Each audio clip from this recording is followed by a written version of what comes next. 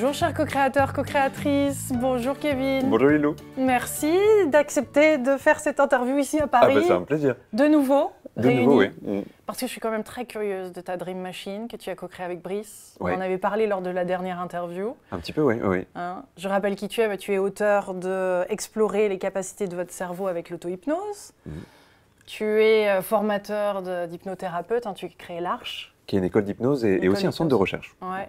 Combien d'hypnothérapeutes tu as pu former comme ça à travers ces 20 dernières années? Combien, je ne sais pas, parce qu'en effet, l'Arche a 20 ans. Mais là, on a environ 500 personnes par an qui se forment à la pratique de l'hypnose, après pour différents métiers. Ouais. Mais ça commence à faire pas mal de personnes qui pratiquent, oui. Ouais. L'hypnose parle à de plus en plus de monde. On est d'accord. Oui. Tu as vu une accélération de nombre de personnes Quand j'ai commencé, les gens te regardaient très bizarrement quand tu faisais de l'hypnose. On n'était pas nombreux. Non. Et là, maintenant, ça devient peut-être pas mainstream, mais en tout cas, les gens se disent, tiens, oui, il y a autre chose que le spectacle, c'est intéressant. Ouais. Et surtout, on sait que ça devient de plus en plus utile et reconnu. Donc, ouais, ça change beaucoup. Et moins il y a de résistance de la part de la personne qui vient de voir ou de la société, et plus c'est efficace. C'est ça, oui. Avant, les gens avaient peur. Donc, tu vois, il fallait déjà les rassurer pendant une demi-heure avant de leur dire que tout va bien se passer, je ne vais pas prendre votre numéro de carte bleue ou quelque chose comme ça. Et là, maintenant, les gens viennent, souvent en sachant déjà à peu près ce qui va se passer, en sentant bien. Et puis après, on les accompagne et du coup, on vit des belles choses. Et ça a prouvé son efficacité. Énormément, oui. Il y a beaucoup de recherches maintenant sur l'hypnose. Pareil, maintenant, même pour des chercheurs qui ont une belle carrière, s'intéresser à l'hypnose, ça fait bien, en fait. Là où il y a 20 ans, c'était un petit peu une voie de garage. Quand tu te faisais ce genre de choses dans la recherche, ta carrière n'était pas forcément sublimée par ça. Ça a changé. Et pour donner une petite idée, on est à 15 000 études publiées sur l'hypnose aujourd'hui, ne serait-ce que dans le domaine médical et un petit peu ce qui est autour. Ce qui est énorme, en fait, pour un domaine comme celui-là. Et même l'auto-hypnose, donc parce que tu as écrit ce livre sur l'auto-hypnose, sur explorer donc ses capacités de cerveau avec l'auto-hypnose. Donc là, on peut se le faire soi-même finalement. Parce que là, c'est le but aussi, on en parlera tout à l'heure de la Dream Machine, mais là, c'est vraiment presque des autosuggestions ou comment tu décris l'auto-hypnose? On peut presque le voir comme ça. En fait, moi, ce qui m'intéresse vraiment, c'est l'autonomie. Parce que je pense que tous ces outils, c'est bien d'être accompagné, parfois c'est essentiel, mais il y a tellement de choses qu'on peut faire par soi-même et les gens n'osent pas, ne connaissent pas. Parce que dans notre culture, en fait, on a l'impression qu'il faut tout de suite être aidé dès qu'on veut changer quelque chose. Et au fond, pour moi, tous les moyens qui permettent à quelqu'un de se dire « mais j'ai un cerveau, j'ai un inconscient, j'ai tout ça », en fait, c'est mon imagination qui va me diriger. Je n'ai pas besoin forcément que quelqu'un me parle. Et c'est l'imagination qui est directrice, en fait. C'est plus que la suggestion. On va rentrer dans des mondes imaginaires qui correspondent à nos fonctionnements inconscients. On va interagir avec ça et il va se passer plein de choses. Et là, alors, quand on parle justement d'imagination, parce que c'est un sujet très intéressant, cette imagination. Dernièrement, j'ai interviewé comme ça Mathias De Stefano, cet Argentin absolument brillant, qui se rappelle de plein de choses et qui disait ses parents, justement, dans son enfance, lui l'autorisaient à explorer ce monde imaginaire sans limite, sans frein, sans lui dire « mais non, ça c'est un milieu de quoi tu nous parles, en fait ». J'ai l'impression que plus on développe cet imaginaire et plus c'est une vie dans laquelle qui est riche de sens, dans laquelle on peut pleinement être soi-même et justement développer des capacités et des choses qui vont faire aussi qu'on peut œuvrer encore plus distinctement, tu vois, dans ce monde. Je pense, ouais. Tu sais, je pense que notre éducation est faite de façon à ce que quelqu'un se dise « j'ai de l'imagination ou pas ». Tu vois, un peu comme les enfants se disent « je suis doué pour les maths ou pas » ou quelque chose comme ça. Mais en fait, l'imagination, c'est un muscle, ça se travaille. Alors bien sûr, il y a des gens qui ont une très belle capacité d'imagination de façon assez spontanée.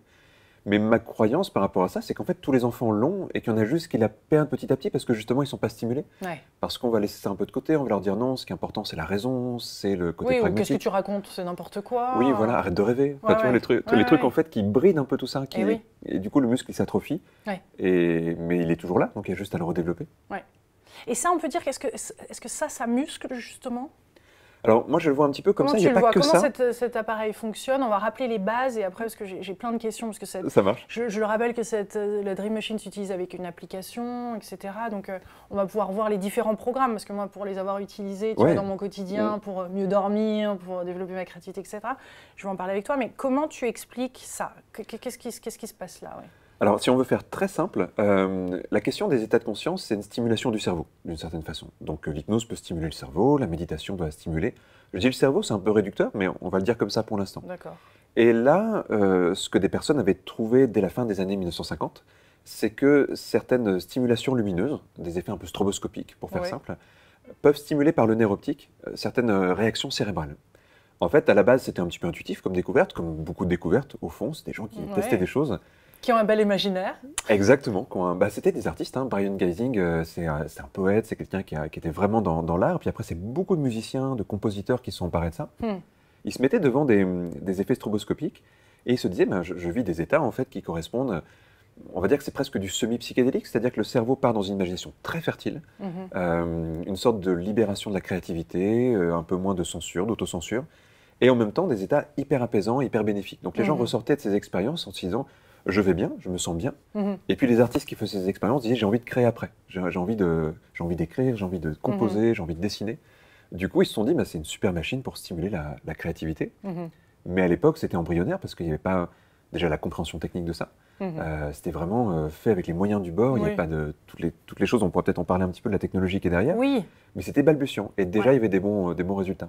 Parce que ce qui est impressionnant, c'est que quand on voit cette lumière justement qui est blanche, c'est une lumière blanche qui émane. Exactement, c'est que la lumière blanche. À une rapidité plus ou moins grande. C'est ça, oui, c'est des fréquences en fait. Et des couleurs pour le coup, parce qu'on l'utilise les yeux fermés.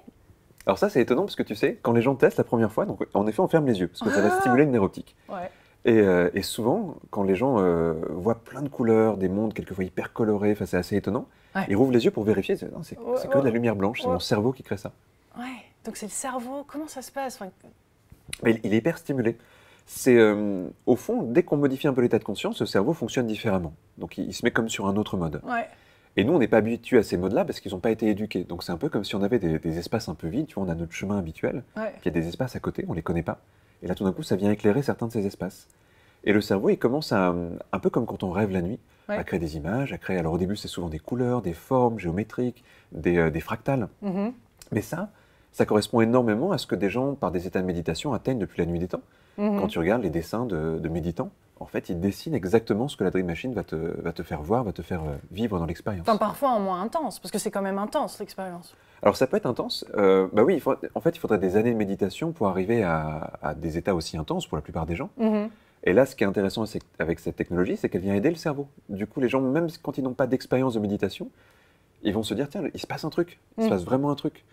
Et moi, une chose qui me tient à cœur par rapport à ça, tu vois, j'ai rencontré plein de gens qui sont intéressés à l'auto-hypnose, à la méditation, puis qui disent, c'est un peu dur, je mets du temps, j'ai abandonné. Et je trouve ça dommage, parce qu'il y a cette envie.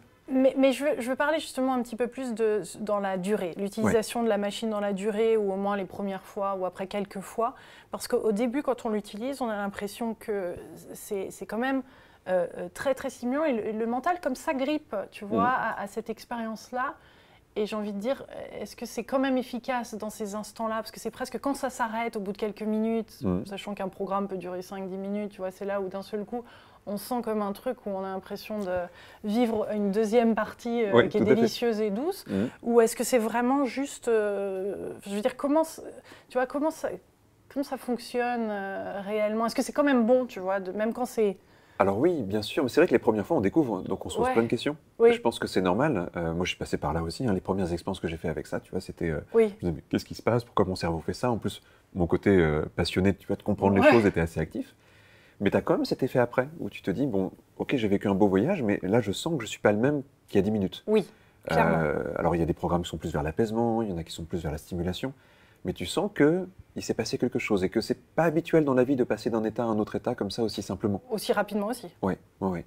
Donc il y a le pendant. Souvent les gens sont impressionnés par le pendant parce que c'est beau, mais le après est encore plus important. C'est ce que tu en retires qui est important. Ouais. Donc presque quand les 5-10 minutes du programme choisi ou une demi-heure c'est terminé, tu nous recommandes de nous asseoir, de rester dans cet état-là un petit peu, plutôt que tout de suite aller... Ça savoure. Hein. Je pense, oui. C'est comme quand tu passes un bon moment, de toute façon, après une méditation, c'est dommage de tout de suite reprendre une activité hyper prenante. C'est bien d'avoir un petit ça, ce serait-ce que quelques minutes. Et puis selon ce qu'on fait, parce que par exemple, si tu stimules ton imagination, tu penses à une problématique, tu stimules ton imagination avec la Dream Machine, tu reviens, tu as envie de prendre des notes, de dire « Ah, mais ça me fait penser à ça, j'ai des nouvelles associations d'idées, j'ai une prise de conscience. » Oui, c'est ça. Parce que c'est pas comme dans la méditation, où on avait un moment où, tu vois, cet état de plénitude, tu vois, de total relâchement, où on est en état de grâce, et vraiment où on ne sent plus son corps, ni tu vois, les pensées. Là, c'est les premières fois, en tous les cas, c'est vraiment... les pensées sont très présentes. On peut avoir des pensées, cela dit, très intéressantes. Exactement. Différentes que d'habitude. Oui. Mais ça reste stimulant. Au début, oui. Après, sur des programmes plus longs, une fois qu'on a passé un peu ce cap de la découverte, on peut atteindre justement aussi ces états où il n'y a plus de pensée. Il y a beaucoup de personnes qui décrivent ça quasiment comme une sortie hors du corps, entre guillemets, c'est-à-dire l'impression de ne plus avoir de corps, l'impression de ne plus avoir de mental, et de juste être le pur instant, le pur présent. Mais c'est vrai que sur les programmes courts de 5-10 minutes, ça ne laisse pas le temps d'atteindre ça. Mais sur ceux qui sont plus longs, tu atteins des états qui sont hyper reliés, en fait. Oui, parce que sur l'application, tu as des découvertes, et ensuite, on peut passer à un niveau 1, 2, 3. À quelle fréquence, enfin, qu'est-ce que tu recommandes pour... Est-ce que c'est bon de passer directement, par exemple, au niveau 3 tout de suite, ou au contraire, tu suggères qu'il y ait une préparation et ça dépend de son expérience. Je pense que, après, au début, on peut tout tester pour voir aussi comment on réagit. Mais je pense que il n'y a pas de fausse manip? Non.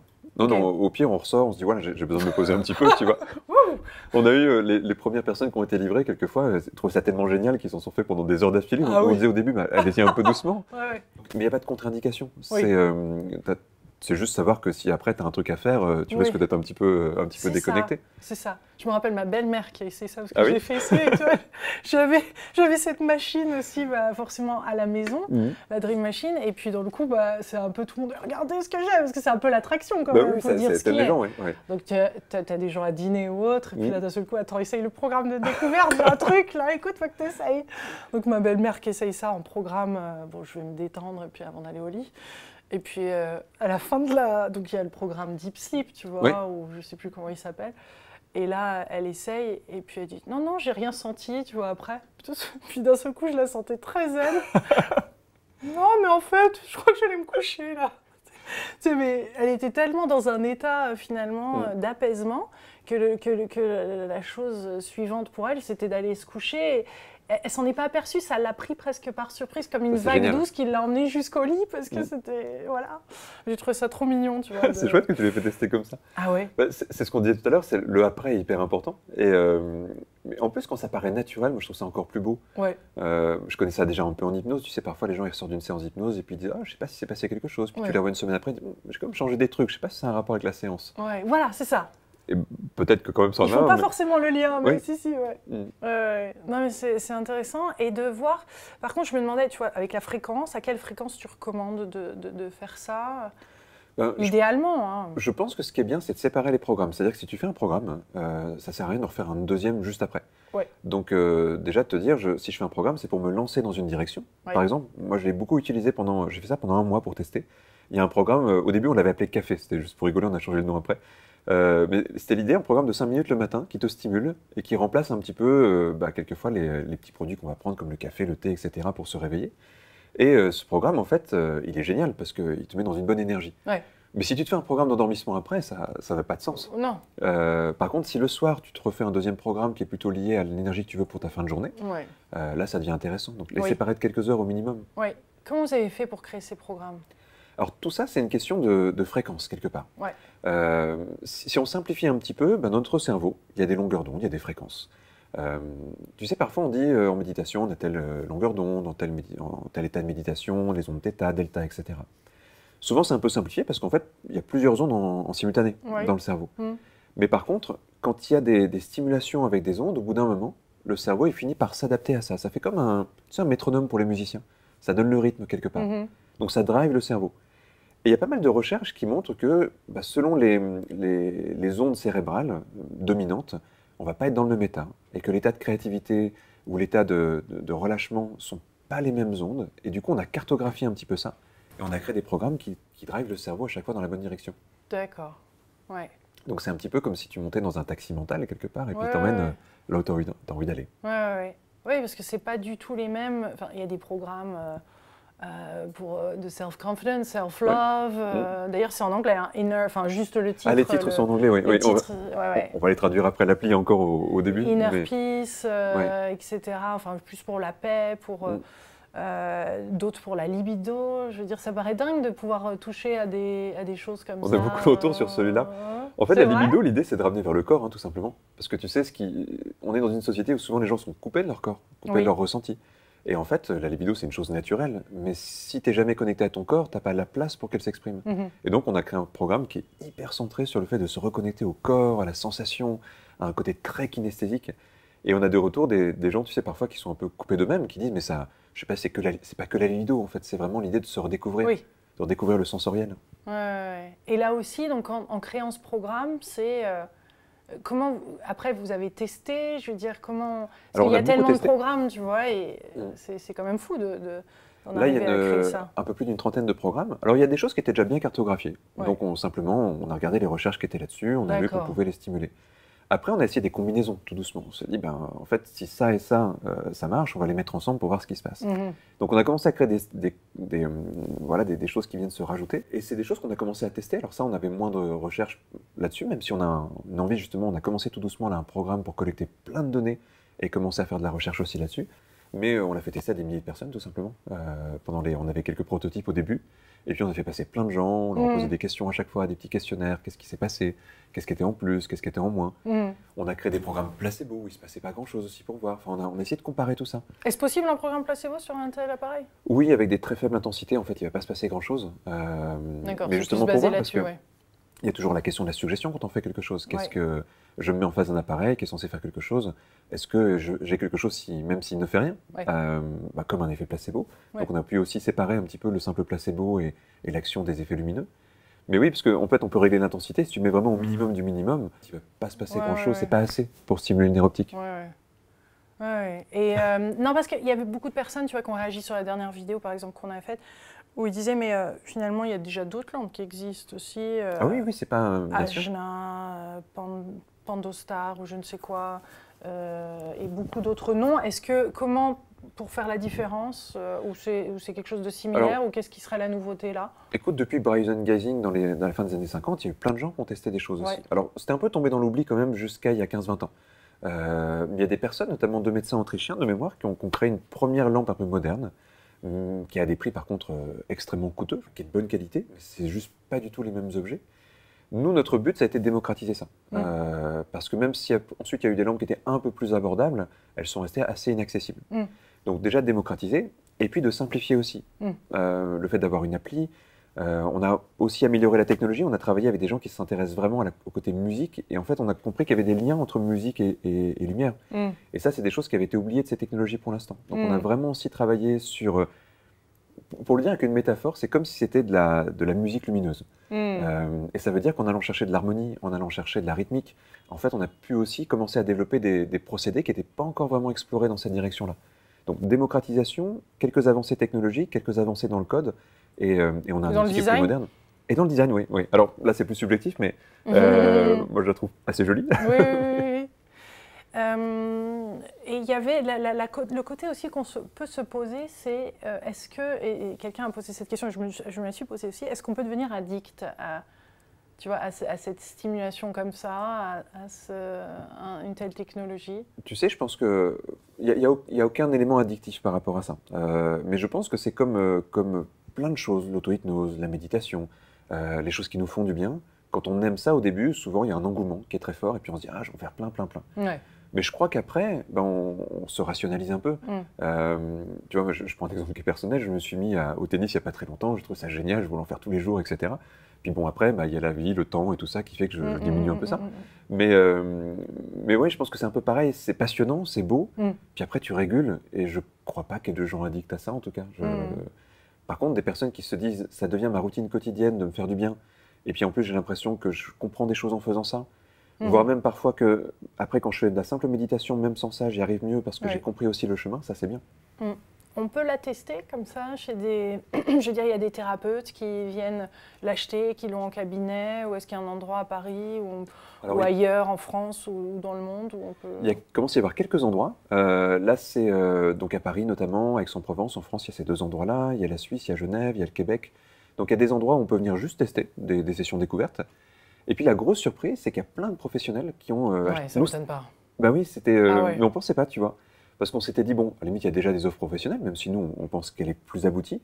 Mais surtout, on voulait que ça soit très grand public. C'est-à-dire que nous, notre but, c'est que les gens... alors, je rêve un peu, tu vois, mais que le soir, un couple se dise, on se fait une session de machines, parce qu'on peut le faire à deux, tu vois. Plutôt que regarder une série, par exemple. Ça on peut le faire à deux, Ouais, tu peux te mettre devant, tu t'écartes un petit peu, tu augmentes la luminosité, et à deux, et tu vis un voyage qui est à la fois proche et en même temps avec des contrastes, donc c'est passionnant. Voilà, j'espère qu'un jour, peut-être qu'en se baladant dans la rue avec Brice, on verra aux fenêtres non pas des éclaires bleus de télévision, mais des éclairs de Dream Machine.